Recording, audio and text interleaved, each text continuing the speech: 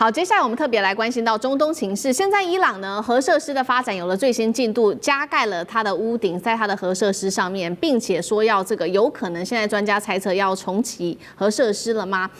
另外一方面，美軍的航母則是逼近到門口去了，還有再來就是薩德系統包圍整個中東地區，俄羅斯是否有暗中撐腰呢？今天我們就中東的核陰影逼近了，一起來做關注。好，趕快來看到是就在美軍的航母戰鬥群已經到了中東的時候，我們來看到最新的這個是來自於衛星影像曝光了。當時這兩個核武設施呢，遭到美軍跟以色列的轟擊之後的這個核設施，包括了伊斯法罕跟納坦茲哦。現在說呢，本來以為它已經荒廢了，但是看到這個屋頂加上了一個蓋子嗎？一個屋頂蓋，所以呢，大家就在說，是不是他正在做快速的修復？伊朗是要搶救它剩餘的核材料嗎？看到這樣子的一個狀況，我們看到美軍方面則是趕快出動了，包括它的 P-8A 的海神反潛巡邏機之外，還有它的這個海神的高空無人偵察機也頻繁的出沒，每天執行10到15小時長時間在這個地區做監控。伊朗說了，他不會退縮的，並且從1號開始在荷姆茲海峽已經展開為期2天都是實彈的軍演。我們來特別解讀一下這個核設施為什麼這個時候加上了屋頂。那美方呢？美軍為什麼還沒有動手？是在等更明確有這樣子的一個訊號，就是核設施慢慢做起來了嗎？委員怎麼看？我覺得輿論上很多專家也都是莫名其妙。以前說啊，伊朗被美軍轟炸毫髮無損，不是一堆專家這樣講嗎？就毫髮無損，你在搶救什麼？都很好笑，邏輯上根本是矛盾的嘛。以那麼樣的地堡炸彈炸下去，不死也半條命。為什麼？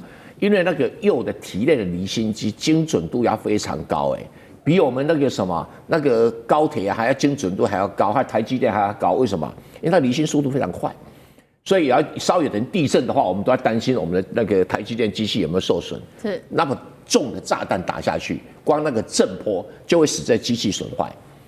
那你停頓了以後，確定我們很清楚，伊朗在這方面停工了啊，停工只是損害程度到，但是絕對不可能沒損害。那你這種東西只要一停工就沒辦法提煉，沒辦法提煉就擱在那邊了嘛。那伊朗到底在搞什麼？加個屋頂啊蓋，它可能有些動作啊，不排除是搶救剩下的核材料，看能不能從那個什麼鈾的離心機裡面刮出一點殘餘的東西出來，那可能性是有的啊，但是。這個不是這一次美國跟以色列轟炸的對象，絕對不是。那你美國這是什麼海神啊、反潛機啊等等來出動，其實也沒有別的目的，在查清楚伊朗的防空這個還有剩下多少力量，還查清楚伊朗的革命衛隊到底部署在什麼地方，還有在查清楚這些包括哈梅尼在內的有將近30個教士集團的頭。你們到底人在哪裡？你們都用什麼方式跟其他人聯絡？從他們的通信這個狀況裡面去查清楚他們人在哪裡。他找這個目的是何在？這一次的美國如果出手攻打伊朗，只有一個，就是要動搖他政權。因為任何一個政權接受國外不斷的轟炸，遲早就會垮的。因為他毫無反擊的能力嘛。那你說他會去打荷姆茲海峽？美國說你來啊，正好。他擔心是什麼？因為荷姆茲海峽有一半是什麼？有一半是伊朗，因為中間有個小島，另外一半是阿聯酋了。你打吧，現在油價那麼低，上漲對美國沒什麼壞處啊。所以很多邏輯上我們要先把它理清楚哈。那所以現在這個教士政權已經進入了滿清末年。為什麼是滿清末年呢？因為這個教士政權基本上不是伊朗人。像哈梅尼本身是阿塞拜疆人，一票阿塞拜疆人控制伊朗的伊斯蘭教，然後用伊朗的伊斯蘭教來統治大多數的伊朗人，跟滿清末年像不像？滿族統治中國，大家都是漢族的這個德性啊。但是為了維持他的宗教政權的一個合法性，他就不斷的用宗教理由想要去攻擊以色列啦等等等等。本來伊朗是跟以色列跟西方是非常好的。那就一來了，遭到打擊。那他自己又經營不善，又貪污。如果以習近平的這個標準的話，哈梅尼早是抓去槍斃了。他是伊朗第1號大貪官。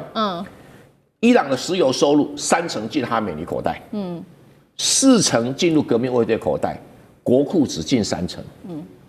貪污貪到這種公開的一個地步，所以為什麼伊朗的經濟不斷往下滑，就是這個貪污政權。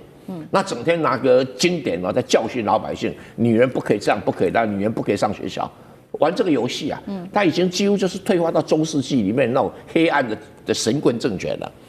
那美國當然就說，嘿嘿嘿，我什麼時候治不了你，我现在來修理你。炸一次不死沒關係，再來第2次。但是美國現在還沒有動手，不必急。當時在委內瑞拉一直弄，我說會打，一定會打啊！大家說怎麼那麼久還沒打？放心，他等到用錢收買差不多他就打。他就這個道理啊。就斬首是馬杜羅，現在斬首的對象比較多，所以應該是比較真主黨的模式。可是他現在最大問題是情報到底靈不靈啊？你看以色列打到真主黨，知道有幾個人在那邊開會，啪嚓一下就一鍋端了。美國有沒有這個本事？你 CIA 有沒有這個本事？有的話他就幹了。而且再來就是他光一個航空母艦艦隊不夠啦，要轟炸這麼多將近100個目標，你最起碼什麼要2個航空母艦。那川普說還有一個神秘艦隊要來，我們大家拭目以待。川普，你不要丟臉好不好？是好，所以說，首先是美國的情報到底準不準，再來就是第2個航母什麼時候到達，那美軍才會針對於伊朗的這個教師政權來做出手，還同時呢鎖定它的核設施。那我們現在看呢，除了川普說有一個神秘的航母正在前往中東之外，還有林肯號，再來就是五角大廈也在全面的鋪設它的這個防空網。我們來看到幾個重點，包括第一個是薩德飛彈連，第2個愛國者系統已經全面進駐在中東的約旦地區，還有科威特、巴林、沙烏地阿拉伯跟卡達。飛彈驅逐艦現在也完成了包圍式的布建，2艘在荷姆茲海峽，還有幾艘呢在阿拉伯海、紅海跟地中海等等。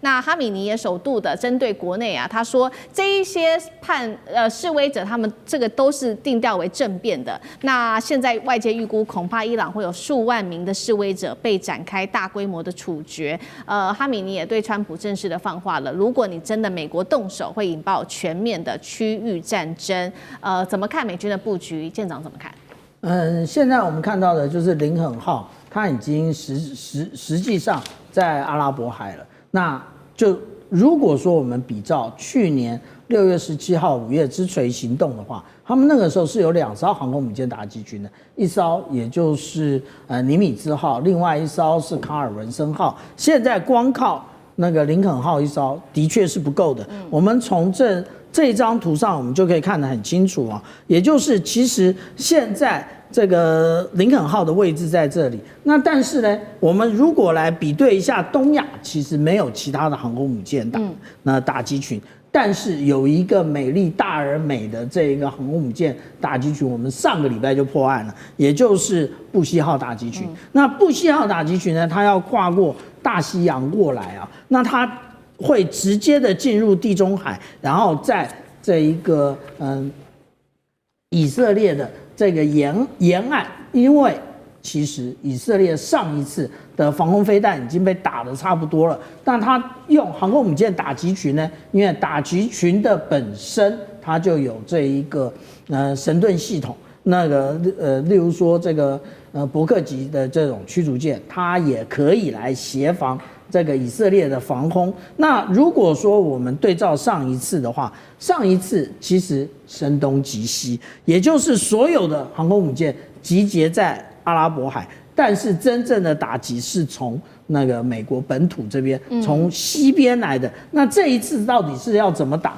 那我們現在還並不知道。但是其實這一次，它要除了這一個有關於400公斤的這個濃縮鈾之外，另外他要把這些政治人物一次的清掃乾淨。因為我們如果看上一次的話，那也就是第一個福爾多的這個設施被第2次攻擊，被以色列攻擊。為什麼？因為以色列說你美國的這一個碉堡克星沒有完全的摧毀，他就再來一次。那但是如果我們來看到美國的這一些那個國防情報局的人員說，其實上一次也沒有完全的摧毀。那也就這一次呢，他最可能應對的是哪一個？是納塔茲。那我們來看到这一個路易斯的這位教授，他長期的觀測這一個有關於美國如何使用彈道飛彈，他就說之前